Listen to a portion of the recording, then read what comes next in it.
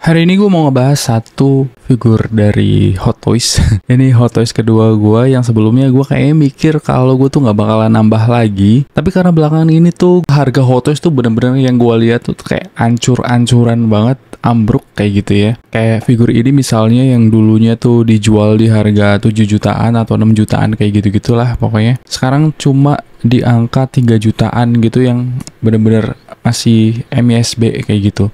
Dan ini gue dapet di harga di bawah 3 juta untuk kemasan masih baru. Maksudnya untuk segel gitu ya, MISB. Yang itu tuh kayak aneh gitu.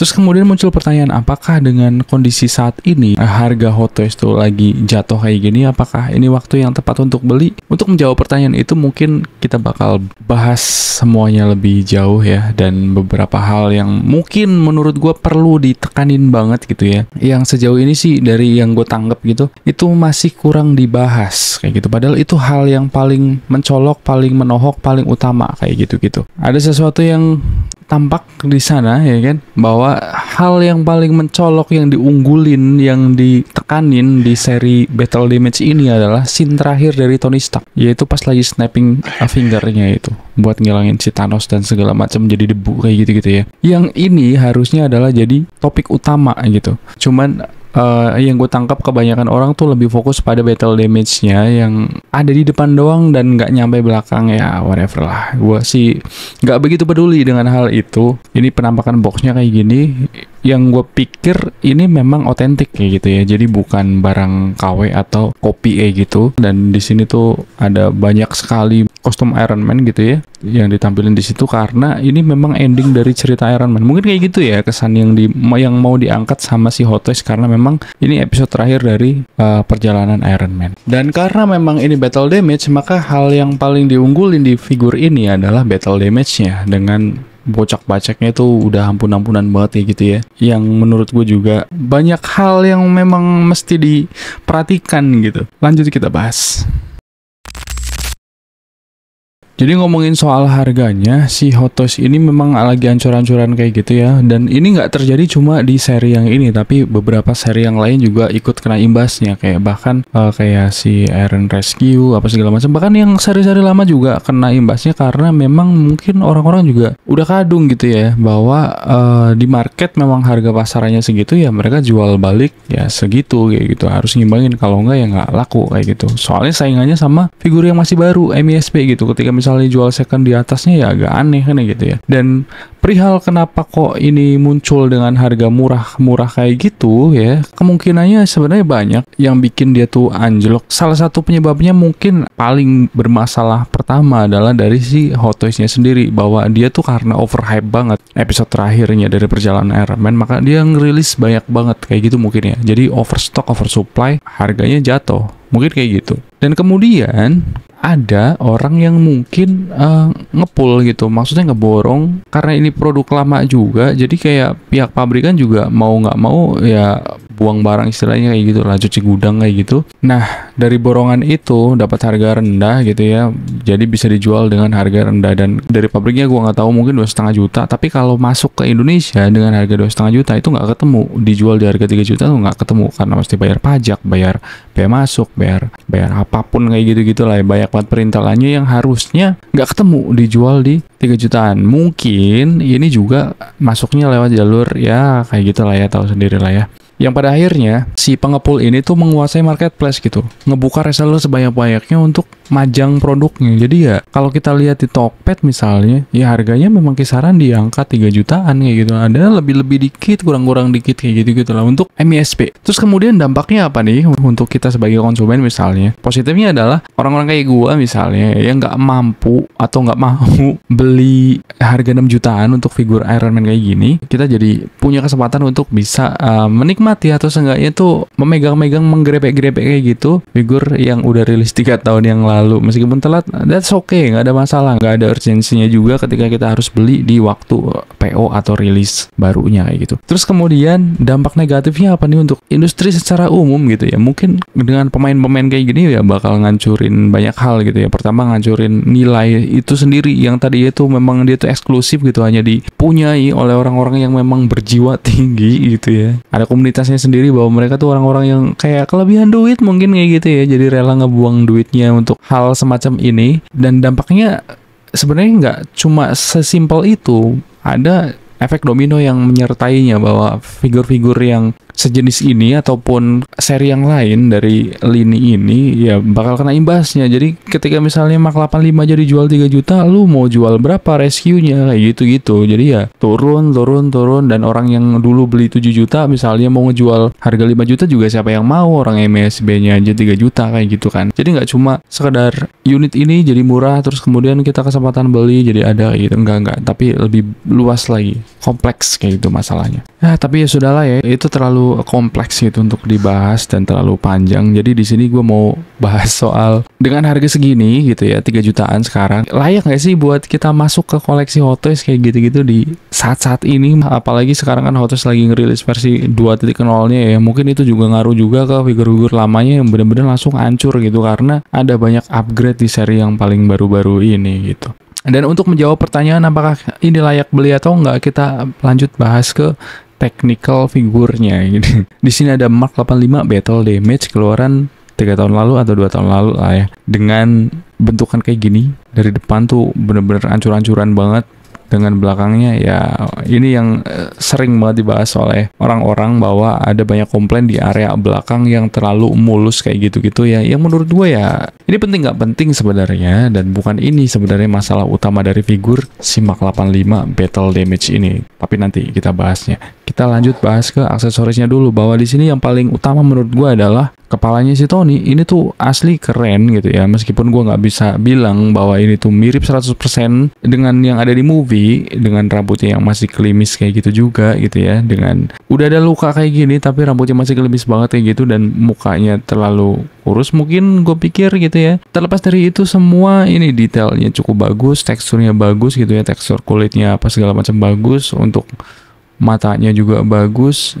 Gue bisa bilang ini tuh favorit gue sejauh ini. Kemudian aksesoris yang lain di sini kita tentu aja dikasih gauntlet, dan gauntletnya tuh banyak banget. Ini versi yang kebuka kayak gini, dan oke, ini ada artikulasinya di jari kayak gitu-gitu ya. Dengan fitur artikulasi di jari kayak gini ya, menurut gue oke lah. Nah, di sini untuk yang tangan biasa aja tapi juga full artikulasi, di sini juga dibawain 2 gitu ya dengan tangan gedutnya kayak gitu, dan ini harusnya bisa nyala mungkin ya, maksudnya dia bisa mancarin lampu dari situ. Dan selanjutnya ada 2 ini cannon kayak gini ya, gede banget, dan untuk detailnya oke, dan ini bersih banget, jadi nggak ada yang luka-luka kayak gitu, nggak damage kayak gitu ya, bersih, mulus, asli mulus banget, jadi nggak kebagian battle damage-nya. Terus kemudian di sini juga ada satu blade-nya yang mulus juga, dan warnanya cerah banget kayak gitu, asli kayak nggak pernah keluar dari kantong, jadi bener-bener mulus banget kayak gitu. Paste yang berupa diorama kayak gitu buat pose snappingnya nanti, yang ini tuh keras gitu ya. Ini buat nampol ya sakit sih, dan detailnya kayak gitulah ya. Ya bisa dipahami lah, kalau menurut gue sih mesti di repaint lagi kalau lu misalnya mau ngedisplay dengan sungguh-sungguh kayak gitu ya, diimbangi dengan battle damage-nya, ini harus dicat lagi, dibikin kotor-kotor lagi. Terus kemudian ada baterai yang gue nggak pernah setuju sih dengan pemasangan baterai di figur Hot Toys. Itu tuh nggak worth it banget, ngebuang waktu lama banget, dan dia nyalanya paling cuma berapa menit gitu. Dengan baterai sebanyak ini yang mesti lu masukin di beberapa bagian terpisah gitu ya, jadi nggak simple mereka tuh, dan cuma nyala berapa menit doang, nggak bakalan tahan seharian gitu. Jadi lupain aja soal baterai ini, udah biarin sampai bekarat. Kalaupun lu mau ngejual, biarin ini jadi bonus kayak gitu-gitu. Balik bahas ke figur utamanya di sini.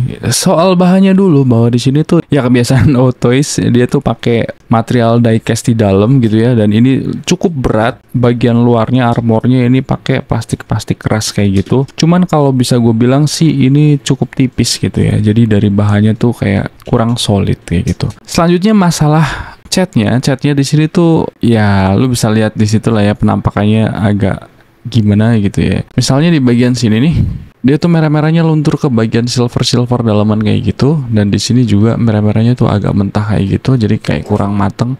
Ya gue nggak ngerti ya, ini mungkin konsep battle damage-nya kayak gitu. Terus di sini juga agak kurang gitu, merah-merahnya tuh tipis banget, jadi kayak gosong kayak gitu. Mungkin itu efek dari symbiote itu gitu ya, karena bajunya memang bukan besi-besi plat gitu ya, jadi ya warnanya mungkin agak pudar-pudar luntur. Gue kurang tahu lah ya. Buat pecinta Hot Toys mungkin itu bukan masalah besar gitu, bisa dimaklumi. Terus kemudian di bagian belakang ya ada noda-noda dikit gitu ya. Jadi ada gitu doang gitu, kotor-kotorannya. Terus di bagian tangan juga agak-agak sedikit kotor kayak gitu. Cuman di sini bagian depannya memang fokus utamanya, dan kita nggak boleh lepas dong dari fokus utama adalah untuk battle damage di bagian depan snapping finger gitu. Jadi nggak perlu mikirin bagian belakang sebenarnya, karena tujuan utama produk ini dibuat adalah untuk membuat pose ikonik dari film terakhir Iron Man di Avengers Endgame kayak gitu-gitu ya. Itu yang mesti ditekanin. Jadi aneh ketika lu komplain bagian belakang. Lanjut di bagian proporsi di sini, gue bisa bilang sejauh ini gitu ya, yang udah rilis dan ready bisa lu ambil dengan satset kayak gitu. Ya cuma Hot Toys yang punya proporsi paling oke gitu. Figur-figur lain kayak Mostom banyak lah ya. Di luar sana tuh nggak ada yang bener gitu. Selalu ini itu kegedean. Lu lihat misalnya Mostom di sini, itu gede banget gitu, nggak nyambung dengan badannya. Terus kemudian bagian torsonya juga ini paling oke, paling rapat, meskipun nggak mencerminkan bahwa dia tuh bukan besi plat gitu ya. Ini masih kelihatan besi plat, dimana banyak sambungan-sambungan jadul ala Hot Toys kayak gitu, yang kayak gini bisa dibuka, kayak gini bisa dibuka, gitu-gitu lah ya. Jadi ini masih pakai konsep-konsep yang lama kayak gitu. Karena memang Hot Toys itu punya style sendiri. Apa itu? Ya Hot Toys style gitu. Cuman di sini balik lagi gue bilang kayak Mark 47-nya yang gue sempat bahas itu ada di bagian kepala. Ini selain dari catnya yang memang agak jomplang gitu ya, yang ini kotor, buluk, ini cukup cerah bersih kayak gitu. Lupain soal itu nggak kepake juga kepalanya.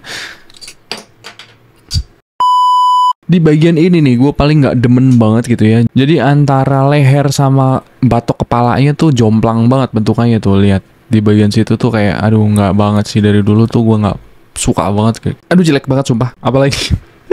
Apalagi bagian sininya tuh, ini bener-bener kayak ngejomplang banget gitu. Aduh, ini magnet ya, jadi gampang banget lepas dan itu menyebalkan. Di bagian leher sini dengan di bagian sini leher bawah itu tuh jomplang banget gitu, nggak enak banget dilihatnya. Makanya kalau menurut gue sih mendingan ini nggak usah dipakai. Balik lagi ke fokus utama dari unit ini adalah dia tuh snapping finger yang pakai kepalanya Tony Stark. Nah, jadi paling bener ya udah pakai kepala ini, no komplain gitu ya. Dengan adanya gap di apa sih namanya leher kayak gitu juga nggak begitu masalah sebenarnya. Bentar, gapnya tuh lebar banget antara armornya sama leher bagian dalam, tapi that's okay. Ini masih tetap kelihatan ganteng kok. Dan sayangnya adalah ketika kita pasang kepala yang Tony Stark ini ya, kita kehilangan artikulasi di bagian kepala gitu ya. Jadi kita cuma bisa muter-muter atau nunduk-nunduk dikit banget karena ball joint-nya ada di dalam sono gitu, dan di leher sini nggak ada. Dan ini memang mungkin biar lebih realistis gitu daripada ada sambungan di sini yang kayak aneh banget tuh. Dan balik lagi ini Hot Toys bos. Jadi dia tuh memang fokusnya adalah untuk di display, dipajang kayak gitu, bukan untuk dimain-mainin tekuk-tekuk, nggak ada. Dia tuh cuma estetika doang yang ditawarin kayak gitu ya. Cuman di seri yang ini nggak gitu bos soalnya. Jadi mesti kita bahas nanti. Lanjut, di sini ada keunggulan yang cukup menarik buat gua adalah di bagian lengannya. Di sini tuh dia gerak kayak gitu untuk membuat dia tuh sikunya jauh lebih rapet lagi kayak gitu ya. Jadi ini satu nilai plus di figur yang ini. Gua bukan fans Hot Toys dan gue bukan kolektor Hot Toys, jadi ketika misalnya gue ada kesalahan di bagian sini ya silakan dikoreksi. Mungkin figur-figur yang lain juga punya gaya bicep yang gerak kayak gitu ya, gue kurang tahu, gue lupa juga untuk yang Mark 47-nya. Lanjut kita bahas inti masalah dari figur Hot Toys ini yang berkaitan dengan apa yang sebenarnya dia seharusnya jual, yaitu apa itu? Artikulasi. Balik lagi soal kepala, ini limit ya, untuk nengoknya tuh memang limit banget. Shoulder padnya di sini tuh bisa mentul-mentul kayak gitu, ada pairnya gitu ya. Kemudian untuk ke atasnya kayak gini, muter bisa, dan ini bisa copot, butterfly joint gitu-gitu. Dan untuk sikunya dibilang tadi bisa serapat ini, dan untuk tangannya ball joint, dan untuk tangan yang ini itu ada artikulasi di bagian jari-jarinya, meskipun ya nggak usah banyak ngarep lah, ini terlalu limit sih kalau menurut gue juga. Jadi dia nggak bisa mingkup gitu ya, jadi harus renggang kayak gitu, gerakannya dikit banget kayak gitu. Lanjut ke bagian torsonya, ini torso yang lama, jadi belum yang mengadopsi konsepnya 3-0 kayak gitu, gue nggak bisa bilang kayak gitu mungkin ya. Jadi untuk bagian sininya dikit banget, dan untuk bagian depannya tuh kayak gitu, untuk bagian belakangnya tuh segitu, dan di sini ada buka tutup panelnya juga buat ngebantu pergerakannya. Dan ini model betot kayak gitu ya, masih yang lama banget. Dan ketika dibetot kayak gini apakah nambah ya? Enggak, dia nambah dikit banget doang kayak gitu, dan cukup mengganggu kalau menurut gua. Lanjut di bagian kolornya, ada bukaan di sini gitu ya, untuk menambah range pergerakan dari kakinya. Yang sayangnya di sini gue nggak lihat kalau dia tuh bisa turun gitu, dia nggak mentok, dia nggak bisa turun, nggak bisa. Dan untuk ke sampingnya mentok segitu, dan untuk ke depannya mentok segitu doang, untuk belakangnya mentok. Gue nggak tahu sih kalau misalnya ada kesalahan produk atau kayak gimana, atau gue yang kurang berani dalam menarik. Oke, akhirnya keras banget anjir, ini patah nggak tuh ya kayak gitu. Jadi segini, iya nambahnya nggak ada, dia nggak nambah banyak gitu, split nggak bisa. Dan untuk kedepannya jadi setinggi ini doang, dan untuk ke belakangnya masih mentok di kolor yang lebar banget di bagian bokong, dan nggak ada artikulasinya. Lanjut ke masalah yang paling mengerikan di sini adalah dengkulnya gitu ya. Lu bisa simak video yang ini. Where when you're dealing with a character that is armored in a CGI universe, then you can cheat. That means that this piece of armor and this piece of armor can actually occupy the same place at the same time in a digital world. But in our world, it's physically impossible for it to do that. Ya, jadi di video tersebut disebutkan bahwa untuk real life kayak gini, untuk figur nggak bakalan bisa. Jadi armor yang sini sama sini tuh nggak bisa nempel kayak gitu. Jadi ya mentok cuma segini doang, dan ini masalah yang paling serius kalau menurut gua. Terus kemudian di bagian bawah tuh ada kayak gini. Gue suka banget sama desain kakinya, BTW. Meskipun dalamannya tuh gue kurang suka karena kurang dicat gitu ya. Tapi untuk sepatunya ini oke, dan ada sedikit battle damage juga, cuma warna-warna kotor dong. Tapi untuk bagian sininya bersih banget. Untuk kakinya di sini cukup leluasa lah, kayak gitulah. Dan ini tuh model ankselnya lucu sih. Jadi itu semua artikulasi yang kita dapetin dari figur dengan harga 3 jutaan saat ini, yang dulunya 7 juta. Itu gokil sekali. Dan sialnya adalah artikulasi yang tidak ditingkatin gitu ya di figur yang ini, yang harusnya dia tuh bener-bener jadi fokus jualannya, itu tuh bikin dia tuh nggak nyambung gitu. Maksudnya dia tuh nggak bisa ngepose sesuai dengan apa yang seharusnya dia lakukan gitu. Itu tuh nggak bener gitu ya, dengan pose duduknya kayak gitu tuh nggak bener. Dia harusnya lebih duduk lagi gitu ya, bokongnya nempel, jadi kayak orang sholat mungkin ya, modelnya kayak gitu. Kita bandingin misalnya dengan si 3-0 yang ya ini mengerikan sekali juga ya konsep. Ya ini mengerikan banget juga dengan bentukannya kayak gitu ya. Jadi secara figur Iron Man tuh memang nggak bisa gitu pose snap fingernya si ini Tony Stark. Armornya tuh ganjel di mana-mana gitu ya. Cuman lu bisa lihat lah bahwa si 3-0 itu bisa lebih rendah kayak gitu ya, bisa lebih jatuh duduknya, meskipun justru lebih aneh bentuknya. Tapi Hot Toys dengan fokus jualannya dari sisi itu, dia malah sama sekali tuh mendekati pun enggak kayak gitu loh maksudnya. Ini yang dari dulu tuh bikin gue bertanya-tanya, gimana ceritanya dia bisa ngejual sesuatu yang nggak kena kayak gitu loh. Tapi anehnya adalah ya balik lagi gue selalu bilang bahwa orang-orang Hot Toys maaf ya, agak gimana gitu. Maksudnya orang-orang Hot Toys tuh agak terlalu sering memaklumi karena mungkin menganggapnya terlalu mengglorifikasi gitu, bahwa ya ini figur mahal, figur keren, mahal berarti keren gitu. Udah mentok di situ gitu. Yang toh nyatanya kan ya dikonfirmasi bahwa di seri-seri terbaru mereka tuh upgrade di bagian artikulasinya di beberapa seri yang 2.0 kayak gitu ya. Punggungnya di upgrade gitu. Yang artinya adalah artikulasi mereka yang dulu memang lemah dan butuh ditingkatin kayak gitu loh maksudnya. Ngerti ya maksud gua, bahwa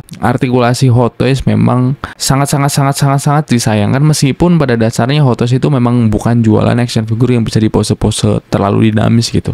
Karena ini produk mahal, dan produk yang nawarin estetika sebagai poin utama. Jadi ya udah terima aja kayak gitu. Mungkin kayak gitulah ya bahasanya. Jadi balik lagi ke pertanyaan awal bahwa dengan harga yang jatuh kayak gini, apakah ini waktu yang paling tepat untuk bisa beli Hot Toys atau mencoba untuk masuk ke figur-figur Hot Toys kayak gitu, ke lini koleksi Hot Toys? Silakan berpendapat atau silakan ajukan argumen atau silakan, ya itu bergantung dari keputusan masing-masing. Terus balik lagi bahwa koleksi Hot Toys itu lebih banyak gitu ya, bukan soal Iron Man doang. Di sana tuh ada Star Wars, ada DC juga. Jadi lebih banyak. Jadi ketika misalnya lu masuk ke Hot Toys, dari material, kualitas bahan, looknya, estetika itu memang menang banget kayak gitu. Jadi ketika misalnya lu penggila patung tapi patungnya agak dinamis, bisa dipose ya, Hot Toys adalah satu-satunya jalan. Mungkin sekarang ada in art juga kayak gitu-gitu ya, tapi ya balik lagi Hot Toys lebih banyak koleksinya dan lebih menawarkan pengalaman yang lebih-lebih karena koleksinya banyak kayak gitu. Apalagi dia rutin rilis gitu ya, dan belakangan dia tuh agak aneh kalau menurut gua si Hot Toys ini. Dia ngerilis Mark 80 lah kayak gitu-gitu ya, yang gue nggak tahu itu interpretasi dari mana gitu. Mungkin mereka sendiri jadi mengcombine armor dari seri apa dengan kepala yang mana kayak gitu-gitu ya, akal-akalan aja lah mereka buat nambahin duit. Di harga segini kalau menurut gue ya 3 juta mungkin udah lumayan masuk akal gitu untuk figur Hot Toys kayak gini. Meskipun gue pribadi itu tetap kurang suka, kurang setuju gitu, dan itu kan subjektif banget ya, nggak bisa dijadiin patokan gitu. Kayak ada yang kemarin juga bilang bahwa pendapat gue bisa dijadiin rujukan, jangan lah tolong. Yang gue bilang jelek ternyata buat lu nggak jelek, yang gue bilang bagus ternyata buat lu jelek, ya itu kan balik lagi subjektif. Cuman gue biasanya kan bilang soal apa ya namanya, ya banyak hal gitu. Maksudnya nggak cuma pandangan gue doang, tapi lebih ke arah spesifikasi produknya kayak gitu, dari bahan, dari strategi marketing, dari apa segala macam. Biasanya gue bahas untuk menilai itu jelek atau enggak kayak gitu-gitu sih. Dan menurut gue Hot Toys ini, gue nggak tahu ya, ketika gue beli di harga 6 juta terus kemudian lihat harganya sekarang, mungkin ya gue bakal tersenyum lebar kayak gitu-gitu, memtertawakan nasib gitu-gitu. Dan untuk kepalanya gue suka karena memang gue nggak bisa dapetin hal itu di 3-0 yang sejauh ini kalau menurut gue agak membosankan juga di lini Iron Man gitu ya. Ini form terakhir, kalaupun ada rilisan-rilisan baru mungkin rujukannya dari komik. Gue nggak baca komiknya, dari interpretasi para pemilik brand sendiri ya gue nggak tahu. Jadi kayak gitu aja kayaknya bahasan untuk Hot Toys Mark 85 Battle Damage kali ini. Dan komen aja apa pendapat lu soal figur ini, buat yang udah punya maupun belum gitu ya. Sampaikan aja di komen, dan gue dengan senang hati membaca komen kalian semua. Dan ketika misalnya gue nggak jawab, mungkin karena gue nggak tahu mesti jawab apa, atau ya gitu-gitulah, terlalu banyak alasan untuk bisa gue sampein. Itu aja dari gue, bye.